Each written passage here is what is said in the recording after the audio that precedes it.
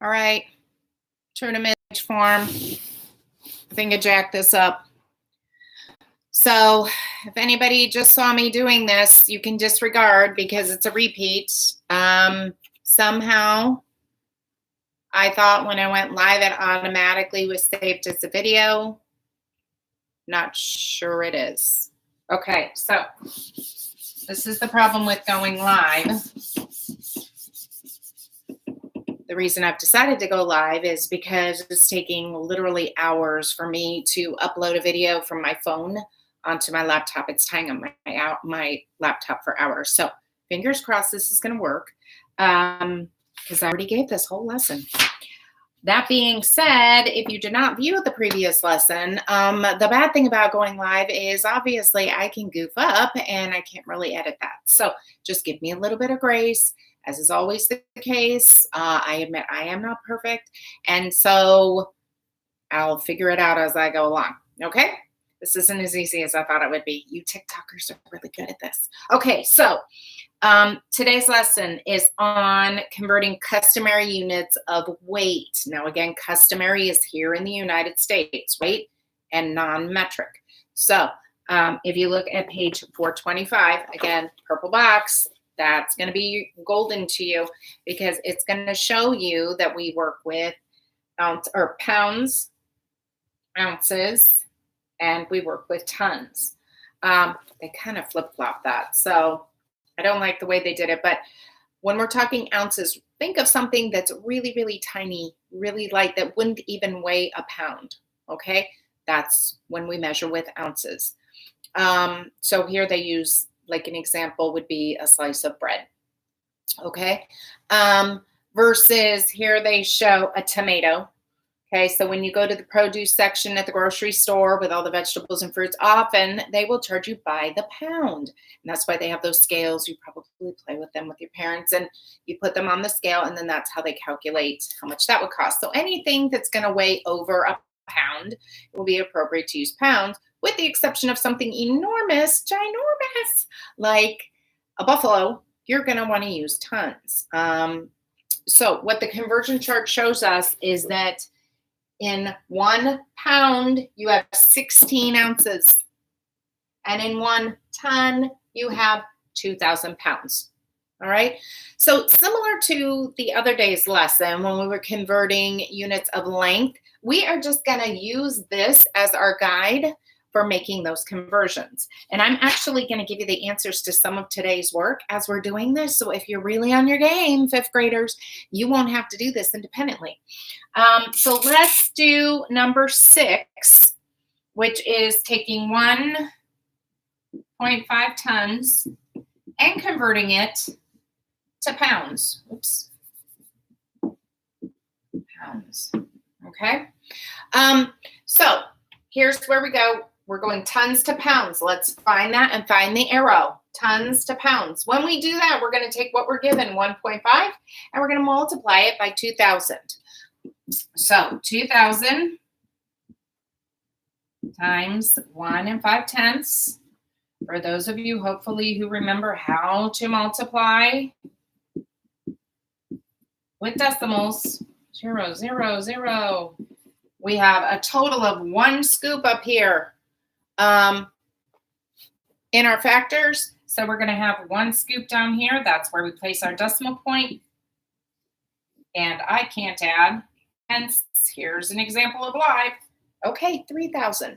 So really, this 3,000 is the number of pounds you have in 1 5/10 tons. Now, those of you that may be a little bit comfortable and familiar with decimals, you may have said to yourself, well, 1 whole ton is 2,000 pounds, and a half a ton, you recognize that 0.5 means half.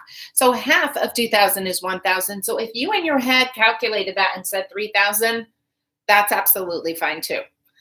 When you're doing your conversions, as long as you can demonstrate that with your work so that I can see that that's what your rationale was. Okay. So that was number 6 on page 827. We're going to do number 8.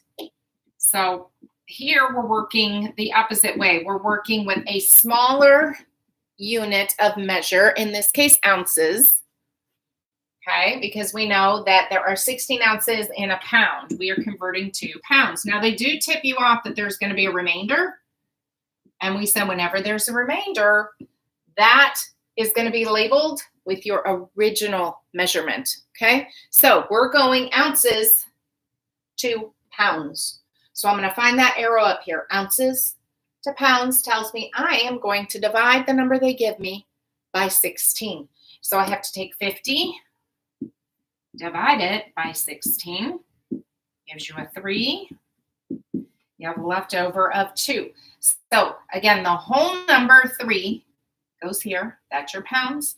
Your remainder 2, is going to come up here, and that gets the label of ounces. So again, it's really the same process that we used for converting units of length, the customary units of length. We're just using different numbers based upon ounces, pounds, and tons, okay? I'm also going to do one of those comparison ones for you. So number 14 on page 827 shows 1,200 ounces, and we are comparing that to 72 pounds. Okay, so we're not comparing apples to apples. By the way, LB, is your abbreviation for pounds, and OZ is your abbreviation for ounces. So the question becomes, well, we're comparing ounces to pounds. That's not apples to apples. We need to get to apples to apples. So to do that, we're either going to change ounces to pounds, or we're going to change pounds to ounces. So I'm going to look up here and see which one is easier for me to do. So ounces to pounds. If I have to go ounces to pounds, I'm going to have to divide this big number here by 16. I can do it, but maybe there's an easier way. Let's look. If we go pounds to ounces, well, going from pounds to ounces, you're going to multiply by 16. And as I've come to learn from this particular group, you guys do a magnificent job of multiplying. So we're going to do 72 times 16, because for me, that seems easier. 6. I hope I added that up right. For some reason, that doesn't look right. Let me double check. That is absolutely not right. This is what happens on only one cup of coffee, folks. 3. I flip-flopped that. Okay, 0, 2, 7. There we go. 2, 5, 11. Okay, so really, this is the equivalent of 1,152 ounces. And now we do have apples to apples. We have ounces here and ounces here. And we next, I'm going to do one more. This is going to be a freebie on the homework on page 830. And as we know, fifth graders, the front page always seems to be pretty straightforward, and then we flip to the back and it's a little bit more difficult.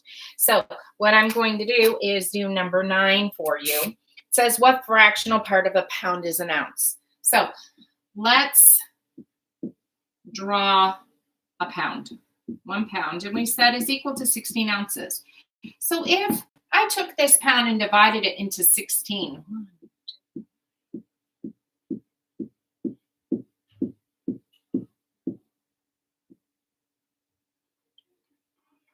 7, 8, 9, 10, 11, 12, 13, 14, 15, 16. Let's just say each of these is 1 ounce. Well, this one that I've shaded in represents 1 ounce out of a pound. And so representing that fractionally is simply 1/16 pounds. So that's what 1 ounce is. 1/16 of a pound equals 1 ounce. Okay. And the second part of number 9 says what fractional part of a ton is a pound. So we could do the same thing. I could represent this as 1 ton, which equals 2,000 pounds. Now, just imagine with me, because I'm not going to do it, cutting this into 2,000 little sections, and let's say each one is a little cube like this, okay? If I color that in, that represents 1/2000 tons, and that's what 1 pound is equal to, expressed as a fraction. So I hope that helps you. If you have questions as you're doing this, please don't be afraid to reach out, and I hope this is helpful. Thanks.